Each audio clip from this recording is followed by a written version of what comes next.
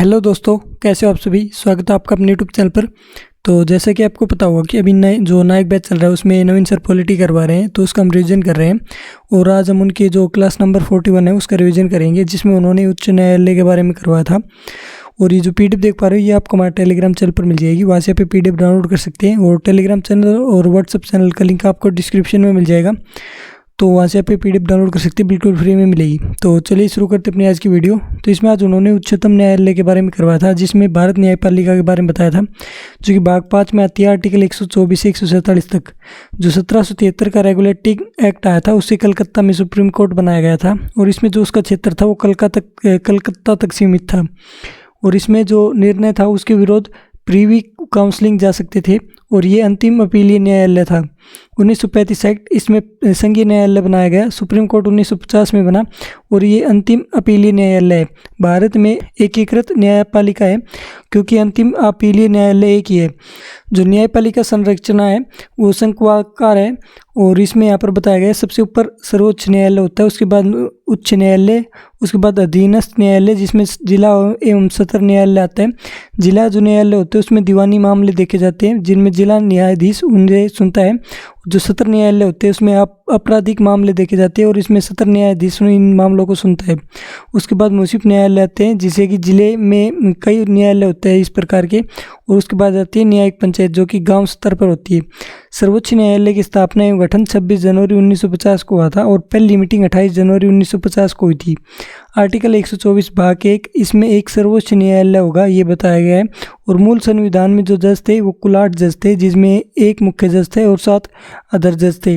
1956 में 11 किए गए, 1960 में 14, 1976 में 18, 1986 में 26, 2008 में 31 और 2019 से वर्तमान तक 34 है, जिसमें एक मुख्य न्यायाधीश और 33 अन्य न्यायाधीश है।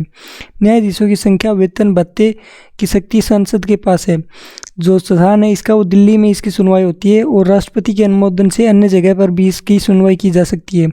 आर्टिकल 124 भाग 3 इसमें न्यायाधीशों की योग्यता के बारे में बताया। भारत का नागरिक होना चाहिए। हाईकोर्ट में 5 वर्ष तक न्यायाधीश और ये लगातार होने चाहिए। और हाईकोर्ट में 10 वर्ष तक अधिवक्ता, ये भी लगातार होने चाहिए। इन दोनों में से एक होना चाहिए। और राष्ट्रपति की नज़र में विधिवक्ता होना चाहिए। और इनकी जो सेवानिवृत्ति की आयु होती है वो 65 वर्ष होती है। आर्टिकल 124 भाग 2 इसमें न्यायाधीशों की नियुक्ति के बारे में बताया, जो कि राष्ट्रपति द्वारा होती है। वर्तमान में न्यायाधीशों की नियुक्ति वो कॉलेजियम प्रणाली से होती है। और मुख्य न्यायाधीश के अतिरिक्त अन्य न्यायाधीश की नियुक्ति में मुख्य न्यायाधीश और 4 अन्य वरिष्ठ न्यायाधीश की सलाह पर ये की जाती है। और इसमें ये जो प्रोसेस है उसे कॉलेजियम प्रणाली कहते हैं। कॉलेजियम प्रणाली इसमें एक तो सीजीआई होते हैं और 4 अन्य वरिष्ठ न्यायाधीश होते हैं। इनके बहुमत से न्यायाधीश बनाया जाता है। किसी को अगर न्यायाधीश बनना होता है तो जो ये न्यायाधीश है इनकी बहुमत चाहिए होती है। और ये रिपोर्ट अपनी राष्ट्रपति को देते हैं और राष्ट्रपति जो जज है उसकी नियुक्ति करता है। और ये 1993 में लागू हुआ था। सीजीआई सामान्यतः सबसे वरिष्ठ होते हैं। इसमें नेहरू के समय 1964 में जफर इमाम की जगह गजेंद्र गडकर को बनाया गया था, क्योंकि इन्हें मेडिकल प्रॉब्लम थी कुछ, ये बीमार रहते थे, इस कारण गजेंद्र गडकर को बनाया गया था इनकी जगह। उसी में इंदिरा गांधी के समय भी JS सेलेट, KS हेडगे, एन ग्रोवर को न बनाकर उनकी जगह अजीत नाथ रे को बनाया था। ये तीनों इनसे वरिष्ठ थे।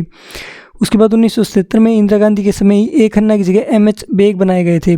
और इसे 1993 से अनिवार्य कर दिया गया था। जो CJI सामान्यतः सबसे वरिष्ठ होंगे, इसे 1993 में अनिवार्य कर दिया गया था। और ये किया था supreme court advocates on record versus union of India 1993 के केस से।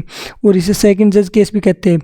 99वें संविधान संशोधन 2014 में कॉलेजियम प्रणाली की जगह राष्ट्रीय न्यायिक नियुक्ति आयोग आया, जिसे कि NJAC कहा गया, जिसमें 6 सदस्य होंगे, एक CJI, 2 वरिष्ठ न्यायाधीश, एक विधि मंत्री और एक ख्याति उपलब्ध। इस जो ख्याति उपलब्ध 2 ये ख्याति उपलब्ध पर्सन होंगे, इनकी समिति द्वारा चुने जाएंगे, जिसमें CJI होगा, एक प्रधानमंत्री होंगे और एक लोकसभा के विपक्ष के नेता होंगे। जो ये NJAC बना था इसे 2015 में निरस्त कर दिया गया। और इसकी न्यायिक समीक्षा की गई, जिसमें कहा गया कि ये न्यायपालिका की स्वतंत्रता में बाधा है। और न्यायपालिका की स्वतंत्रता ये संविधान का मूल ढांचा है, इसे बदला नहीं जा सकता।